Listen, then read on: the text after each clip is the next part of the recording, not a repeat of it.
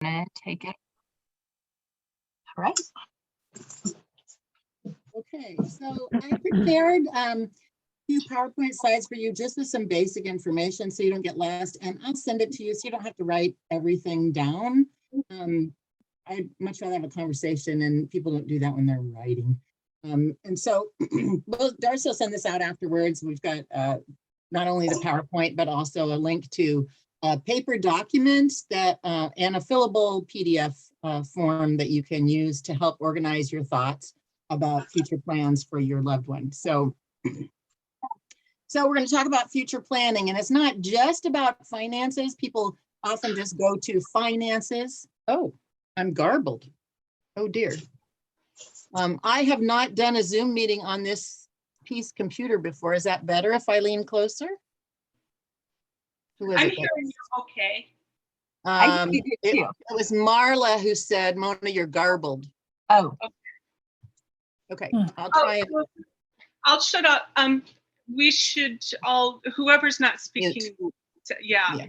And I forgot to do that. It's better when you're closer, Mona. Okay, I'll just lean in.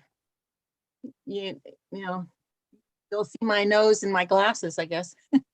But you'll be able to hear me, so that's all good. So there seems to be a lot of concern and worry and overwhelmed feelings about future planning, but if we break it down, we can probably walk through some good ideas and you can feel like you've made some progress, and then it won't seem so big. So go ahead, Darcy, if you want to advance. I did take a future planning course, facilitation course through the National ARC, and oops, back one. Hot trigger. So, and I love this quote and information they had in the process of the planning and the training was during a life transition. So I'm not necessarily talking about when parent caregiver dies. It could be that situation, but during a life transition, what would that person need? Right, I gotta move your faces out of the way. So his or her daily routine was maintained. Who's going to know all the details and where are they going to find that information in order to maintain the daily routine for your loved one? So future planning is about organizing that information so it's easy for you to find and use. And it creates a vision for the person's life after that transition. So it could be they're moving out of supported living into another shared apartment. It could be they're moving to a different state to live near cousins or aunts and uncles. It could be a variety of transitions. But what is needed to share the information about their day-to-day life so that it can continue as similarly as possible, so they can be as comfortable as possible before, during, and after the transition. And one of the key things is to use, it's really important to use a team approach. When we talk about person-centered planning and circles of support, there's lots of terms describing that, but creating that term or identifying those team members that are really going to help you think through things and who really know your loved one enough to maybe think of things that you haven't, or that they maybe share some things more openly with someone they're closer to their own age than their parent. They can really talk about what are the interests, preferences, and skills that go into making this plan, so that the plan it really reflects the choices and the interests and of the person the plan is for. So go ahead. So there are 6 different areas, 6 or 7 different areas that are developed in depth, and I'm going to share with you the link to the National ARC website that has so many resources, videos, plain text documents, an online portal that you can load information to and keep track of what you've done and what you've written and where you need to pick back up, a to-do list. There's all kinds of things on that national website. There's also a document that I said I'll have Darcy send out to you. That's a paper document that some families like to use because you can make multiple copies of pages, put it in a notebook, and then make multiple copies for people, so everyone who's involved in your loved one's life that needs the information can have their own copy. So there's a lot of resources available on the ARC's national website. I'm just going to share kind of an overview with you. Then we'll go to that website and look at some of those resources. And then at any point in time, stop me and ask questions if you have any. Are you all overwhelmed already? Anyone? Yeah, it's okay. When you break it down in chunks, it's a little easier to work through it, and it seems more manageable. So a person-centered future plan is very much like a person-centered plan, except it kind of goes beyond, right? It's not just what they're doing now and their goals for employment or post-school. It's really about what is their life going to look like 10 years from now, 15 years from now? What kinds of goals do they have and dreams do they have, and how do we get those pieces in place? What are the pieces we already have in place? How do we identify them so that we can help them create this really rich life going forward as adults? So it should reflect the wishes of the person, your loved one, as well as their parents. Siblings are crucially important because they have a different relationship. Extended family members like aunts and uncles, cousins, friends, and any other important people in their life. And it should include information from all aspects of their life. So not just daily routines and needs and supports. And by this, I mean, I was looking through this stuff and I noticed that I had never written down the kind of toothpaste that my son requires in order to brush his teeth, or the kind of toothbrush he requires in order to brush his teeth. So that's a new one I just put into his plan as I was prepping for this presentation. I just hadn't thought to do that, the brands that are important to him. And as many of you know, that often is a huge issue or trigger if you don't have what you need to have in order for that routine to go forward. So daily routines, needs and supports, living arrangements.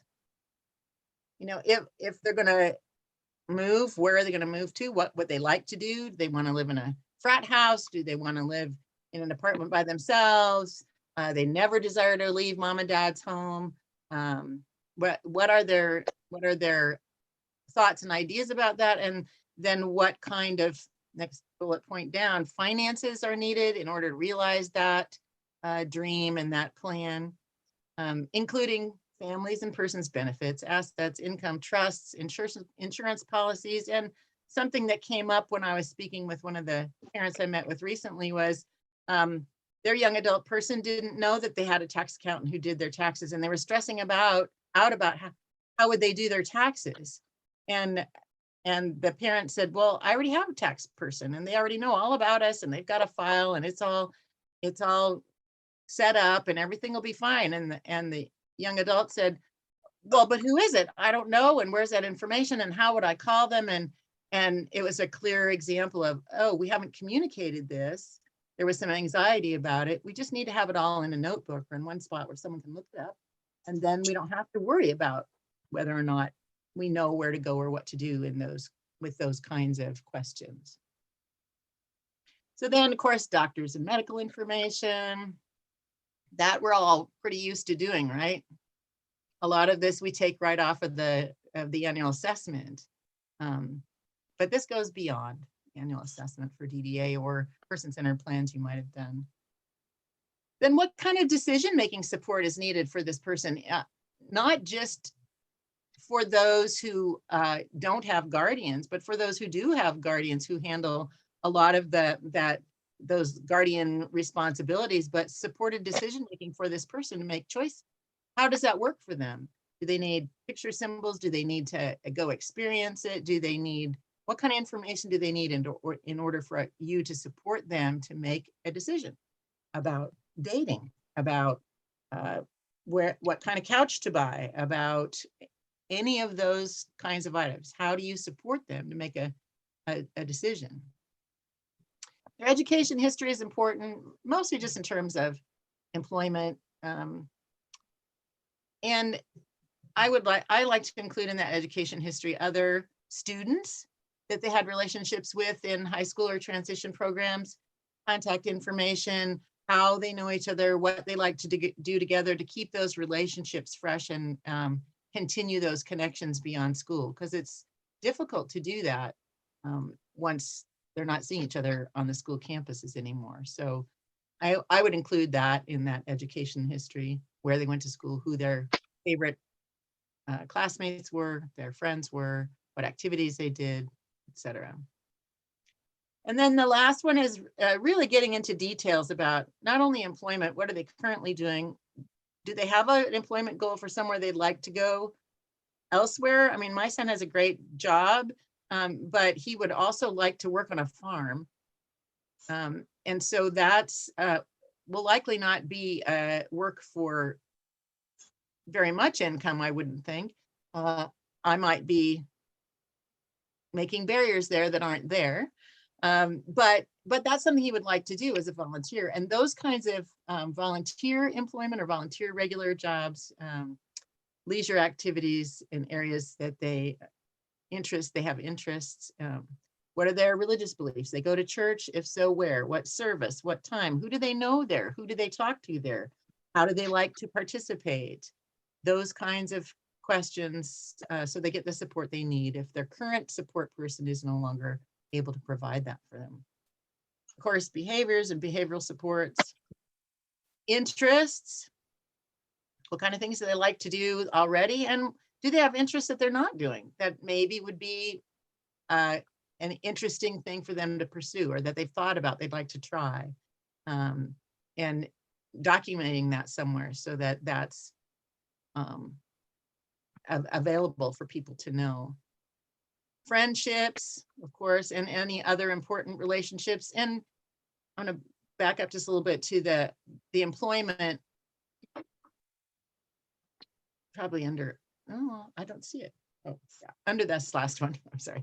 The employment, it's also important if they lost a job or left a job to make some notes, not a big long story, but make some notes about whether or not it's a positive place for them to return and visit, if they have relationships they want to maintain there, if it was a very negative thing and they should never take them to that Starbucks on the corner of X and Z because there was a horrible situation and it will be a trigger. Those kinds of things are important to note as well, because if you have this all in your brain, but you're not here for someone to ask, how are they going to know? We don't take them to that Starbucks because this will certainly trigger anxiety and an issue for this person. So I know that's a lot, but I promise you on the ARC website, each of these topic areas you can dive into really deeply with videos to support conversations, with plain language documents to help share and talk through these things with your loved one, with outlines and forms for you to fill in the information and to make notes about what else you need to find or what other information you want to know. I promise that there's a resource to help you organize all this. Maybe have any questions at this point?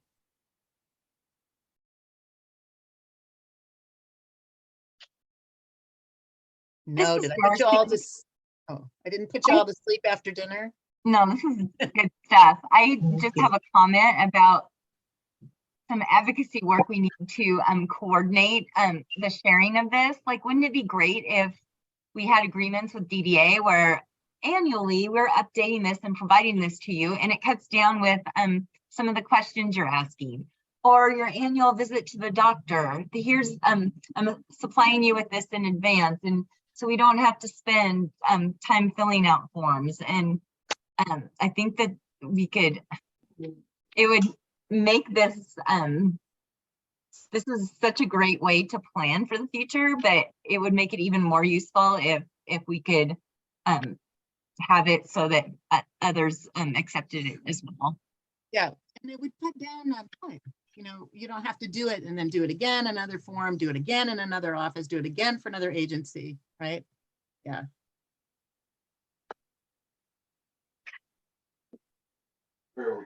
Okay, can you, any other questions or comments, or tell me to slow down, tell me to speak closer, anything? Okay, Darcy, you can go ahead to the next page. Hey, I just have a question real quick. Sure. Who's talking? This is Susan. Oh, hi, Susan. And Hi, this is my son, Ben, leaning in because it's evening and he is here. Okay. Sorry. Just a question, what is that website that you're talking about? We're going to it in just a minute, but it's just the National Arc Future Planning. And Okay. it's embedded within the final slide of this PowerPoint, and you'll be sent that. So you can just hyperlink and click right on it. But it's just the National Arc. They have an amazing assortment of resources on that National Arc. And the Future Planning website is very complex, lots and lots of information. It was amazing to me. I had no idea there were so many resources to help. So, oh, it's a little bit, can you see all those?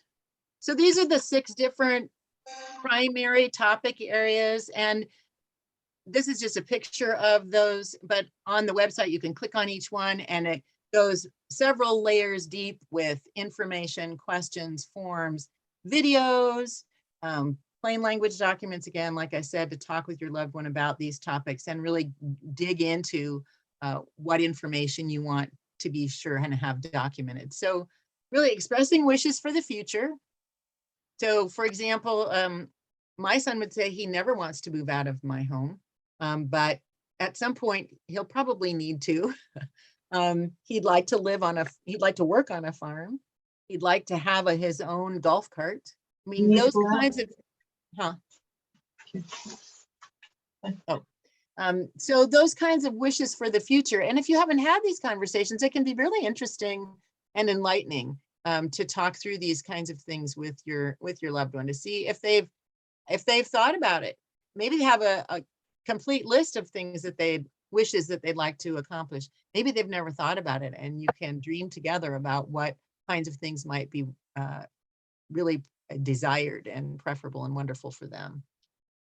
So there's expressing wishes for the future. Deciding where to live really goes through a financial worksheet to say, here's what kind of resources we have. Here's what the market rate is. Here's what we think we'd like to do, and has lots of information about different residential models, et cetera, and helps walk through talking through that decision about where would you like to live in the future. Maybe it's just stay right where you are if that's an option. Maybe it's move in with a girlfriend. Maybe it's get married.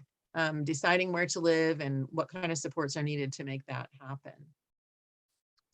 Then the next one, financing the future, that really talks about benefits or waiver services, SSI, what kind, is there a special needs trust, who has control of it, how do you access it, all of those detailed information. And there are worksheets to help you walk through all of that. You don't have to think of it all. That really talks about how are you going to finance, have you thought about funeral planning, where are they going to be buried, who's going to pay for that. Those kinds of, the insurance, those kinds of things are all included in that financing the future section. And some things that you may not have thought about yet. Then going down, employment and daily activities. So unfortunately, most of the people we love and know and love don't work full time. So they need a little more to fill out their days and their weeks and their lives. So this section really talks about employment goals. What are they looking for? What kinds of, how's it going where they are? What kinds of things might need to change? Are they interested in looking for a new job? And then what other kinds of daily activities? Do they want to go swimming? Do they want to go to Parks and Rec? Do they want to hit the Starbucks on Mondays at 2 for their friend from high school every week? And how are they going to get there? And who is that? And how do you contact them? All those kinds of things are documented and have fill in the blank kinds of answers sheets for you under that. You can do it electronically online. Again, as I said, you can just fill in the blanks right on the ARC website, create an account for yourself, and you can go back in and change it and print it and navigate it. Or you can, there's a paper copy that I'll be sure and get you after.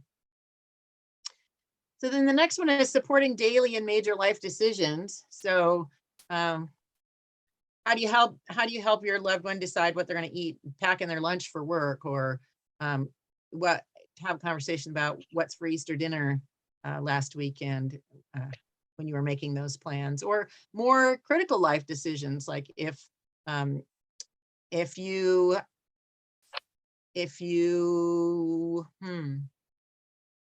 wanted to move somewhere else, or if you had a medical diagnosis that was not a good prognosis, how would you help make those decisions about treatment and care and so forth, and helping that person, helping your loved one, again, make those decisions, not just making them for them. And we talked a little bit about guardianship. You folks mentioned it as we were signing on and talking, and things have changed quite a bit this year. When I reported for my son, I was surprised to see some of this supported decision making and informing and really giving more say and choice back to the person that's being considered for guardianship or conservatorship, and documenting that those things have been discussed and that they've had a chance to weigh in on those, rather than just the guardians making all those decisions. So that one talks about that, and it talks about guardianship and the differences between guardianship, conservatorship, etc. Within that, and helps you kind of walk through those choices if you haven't made those already.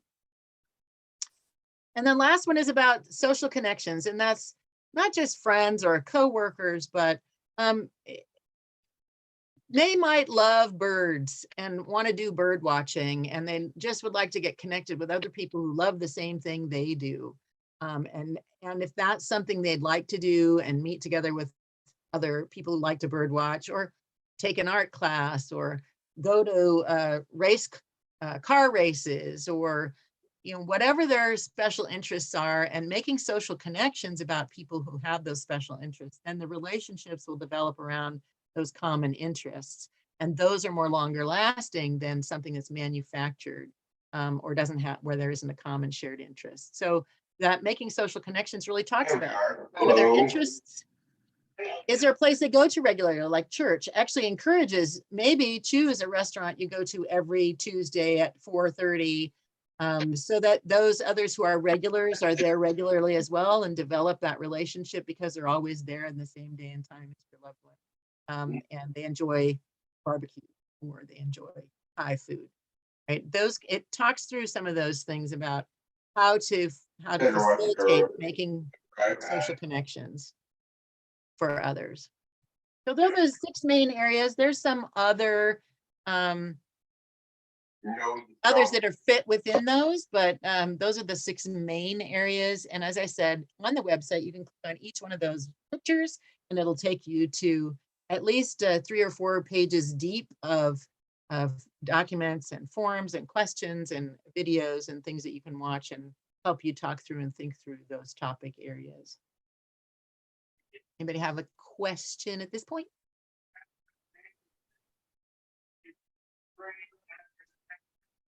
Are you overwhelmed? Yes. So I'm going to share this resource with you, and Darcy's going to click on this in just a second. So that is the website, hyperlinked there in blue. So you'll have that when she sends you the PowerPoint, and you can just save that and have an immediate, if you don't want to save it on your toolbar. And on this website is an action kit. That's what they call it. They have activities that align with those resources that I just showed you on the previous page to help with the planning. And it includes, as I've said, plain language documents, videos, examples of each topic area, activities to assist you talking with your loved one about this and working through it. So it's like person-centered planning, but beyond, because it focuses on so many more details than what person-centered planning typically does. That's usually about here and now and what are the immediate next steps, but we're really talking about years from now. And if you think about it, years from now, when we, those who are giving them a primary support, are no longer around to do that, who's going to do that? How are we going to make sure that their life looks as much like they want it to after we're gone as it does when we are here supporting them through that? They're going to be grieving their parent. They don't need to grieve all of the other pieces of their life because we didn't make the plan or document where to find the information so that those things can continue. So go ahead and click on that link if you would, Darcy.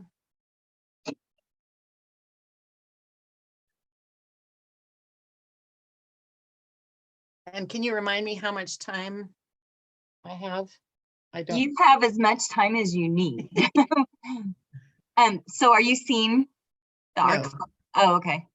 So I'm gonna go in and share again. Any other questions? So this document that Darcy's going to send along with the PowerPoint is called Letter of Intent, but it really is the action plan. And it's quite frankly a little buried in the website, not easy to find. So that's why I'm sending it to you as a separate link, so you don't have to look around for it. If you are the kind of person who wants to fill in a PDF, or if you want to print it out and have paper copy, you can access that through the email, follow-up email that Darcy sends. So if you just go up to the top, I can't see because I've got my photos in the way. This is the future planning. Here there's policy and advocacy. They have all kinds of other information. There's all kinds of resources on the National ARC website. And unfortunately for us in Clark County, we don't have a very robust ARC. Washington State's is fairly robust, but the National ARC just has so many resources that are available, and it's all free. All of this information is free. Nobody has to pay anything to access it. Okay, go ahead and scroll down. There's a little overview of what Future Plan is, and then if you click that purple button down just a little bit, there, this will take you to the center. So that was the national website for the ARC, and this is the Center for Future Planning. And you can see, I'm going to move my photos again. You can see there's a number of different topic areas. So it says learn about future planning. Go ahead and click on that. Okay. If you would, Darcy, or maybe I can. I don't know if you gave me. Is everybody still seeing a new screen? Are you guys seeing the future planning 101? I am.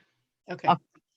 So this is an example of the little videos. They're all 2 to 3, maybe 2 to 4 minutes long that are around multiple topics. So not just those 6 that I showed you, but multiple within each of those videos that have self-advocates talking about that topic and how important it is. Go ahead and click on it, because if we have 3 minutes to watch it, I think it'll give you a flavor for how this website has set this up, really aimed at the person with developmental disabilities to give them choice and a voice around their future. Okay, so I may have to click out and open it. See if it'll work. Are you seeing it? Are you hearing? I see it. I see it as well. I don't hear anything though. Okay. I am going to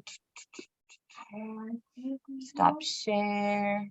I think there's I counted about 25 short video vignettes about different topics. And while I struggled to have some of these conversations with my son, he was willing to sit and watch the videos. They're only 3 or 4 minutes, and then we could talk about it later, go back and watch it again. And it made it easier for it to be accessible for him to watch it rather than for me to talk about it. And he doesn't read, so that isn't an option for him. So I'm Okay. sorry, Darcy. I should have given you a heads up. Let's try this again. I think that the sound might be a problem. Can you hear it? Nope. Okay. Okay, well, I know what I need to do. we don't need to take, you want to try one more time or? Yes. Okay.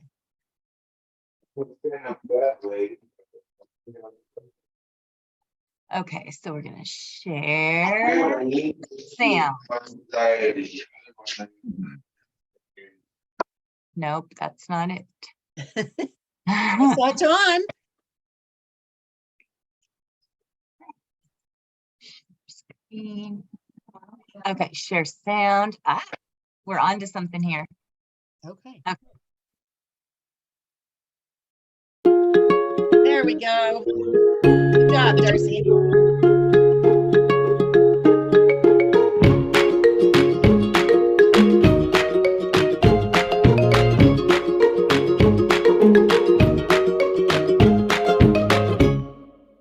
Everyone has ideas for what they want to do in their lives. To achieve these goals and dreams, people make a future plan. A future plan includes information about your life at this moment, like where you live, what you do each day, your likes and dislikes, and important people in your life. A future plan also includes ideas for what you want to do in the future. This may include information about where you want to live or work, or new activities you want to try, or people you want to meet. Thinking about the future can be scary, but planning for the future is possible and necessary. Planning for the future with people you trust can help you overcome these fears.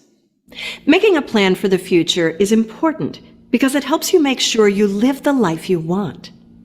A future plan can also help people in your life know what you want to have happen in your life.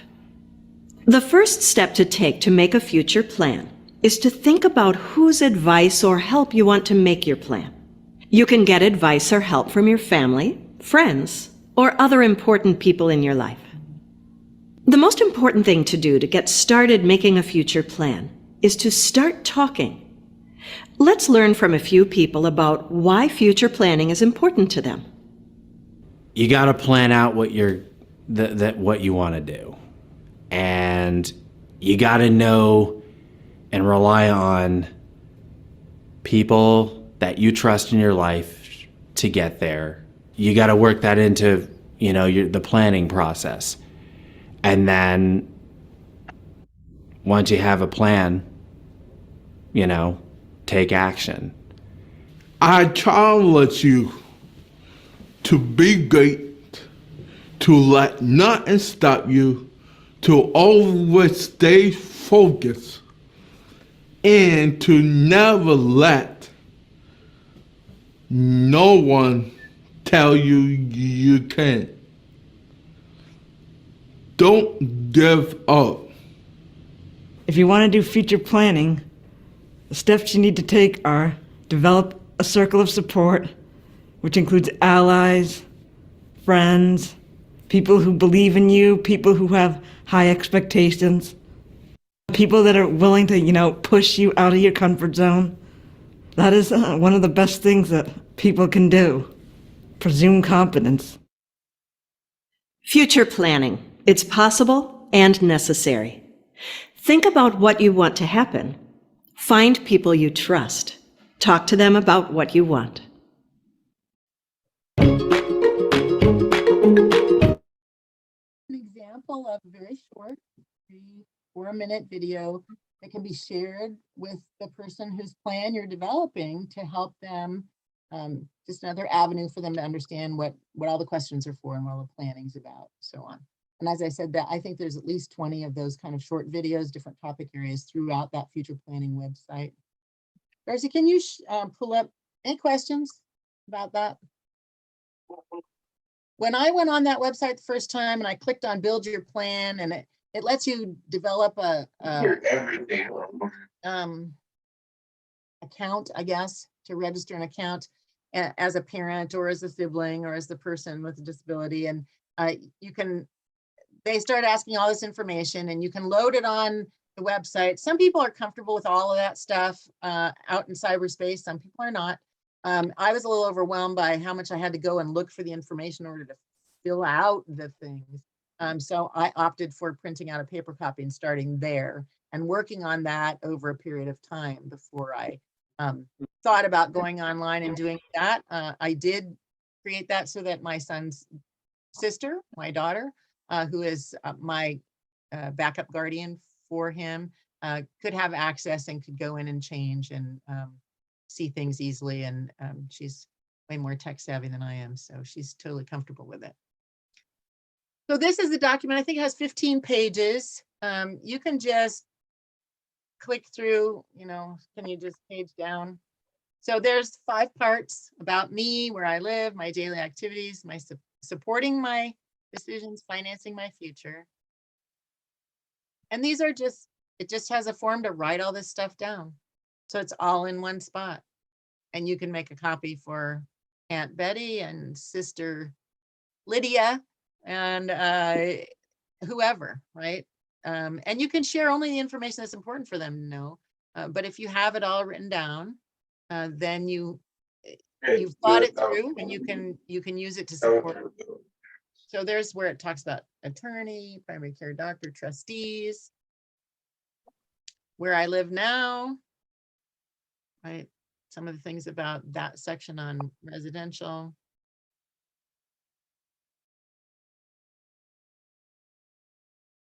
Daily activities I like to do. And I think, printed off 6 or 7 pages of that and filled up, and not just what likes to do, but the kinds of supports needed to get through some of those daily activities, which is hygiene, self-care, etc. To be sure that it was not too much information, but enough that he got the support he needs. Not as in depth as the annual assessment for DDA, but you can see there, I can do this, I need some help with this. I can do this, I can need some help with this. And the sort of snippets that help make sure they get the support they need. So it's in the oven, Jeff. So here's daily activities, and remember that includes work, employment, and volunteering, and other things they love to do. Again, just documenting all those pieces of what goes on during the day. Don't forget to do the weekends. So it has lots of options, and there are places that you obviously extra lines where you can write in things that all the options that your loved one likes to do. This one, what do I like to do? Spring, summer, fall, and winter, they're different activities. Is there, can you fill this out Yes. online? Okay, and you Yes, can also if you- print it, right? Mhm. Yep, it And is. can you Yeah, it is a change the fillable. Huh? Can you change like the picture on the front, like to have your loved one? Or is there any of those kind of? I don't know, I haven't tried it, but you could create your own front page. Yeah. You know? Okay. Yeah. Yeah, so I hadn't thought about that different times of year. My son loves to fish. He does not like the snow because he doesn't feel safe. It's slippery, it's hard to walk in. He has, it's really difficult for him to navigate. So he is not a winter wonderland person at all. That would be important to note, right? He'd be outside 24/7 the whole rest of the year. Rain, snow, rain or sleet, but no snow. So, and there's a little more about decisions and decision-making, guardian, etc. And supporting decisions. Just a second. Who's responsible for making the decisions about healthcare? Is there an advance directive? Do you have a funeral plan? Those kinds of things are included in this section. And, oh, and then finances are at the end. So, and it goes through all of the options, and you may have others as well. So that's like a workbook sheets for you to start to plan. Go to the ARC website if you need more direction or help. There's certainly, and you certainly can do the online one as well. I spend enough time on computers, so I'm okay with sitting with a tablet at night and going, oh yeah, I think I'm going to fill out this page about this tonight and stick it in that folder. We've talked about, and Darcy, and I think Darla and I had a brief discussion about buying notebooks and pocket sleeves and dividers and so forth to help folks organize these things, so in whatever way is useful for them, because everyone's brain thinks differently about how to organize this stuff. And I think that we have the resources to do that. So we'll talk about how we get them to people, but I think it will help if you have the tool to archive it into, then you'll be more likely to start on the tool if you have a place to put it and it doesn't get lost in your stack of mail or other things. Like things get lost in my house. Any questions?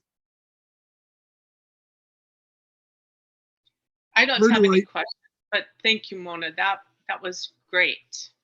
Oh, you're welcome. I was blown away when I found this resource. I was just like, I have to do this training so I can like officially share it, because they want you to do that. And I was like, okay, fine, because it's so great. And once you get into that website, I think you'll really see just how helpful some of those tools can be. So anything to make the stress and the overwhelm feeling less, I'm a fan. So. Thank you for your comment. Anything else, anybody? Where do I get a guardian?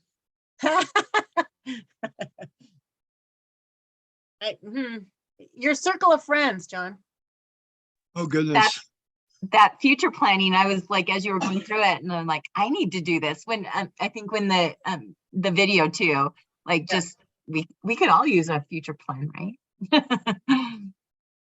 I think it would be a great thing for college students to look ahead as they're moving out of college and into whatever it is they're doing, to actually be intentional about what they do instead of just sort of react, right? But have some ideas and resources in hand that'll help them guide their transition from college to whatever they do beyond, right? High school students probably not quite mature enough, some of them maybe, to get through this kind of thing for post-high school, but definitely young adults could probably benefit from organizing their thoughts around this stuff. So Darcy, when you send the list, you'll copy me on that email to everyone, and when you send the resources out, and that way y'all will have my email, and feel free to reach out at any time if you dig into one of them and go, man, I don't even know how to think about this. What did you do?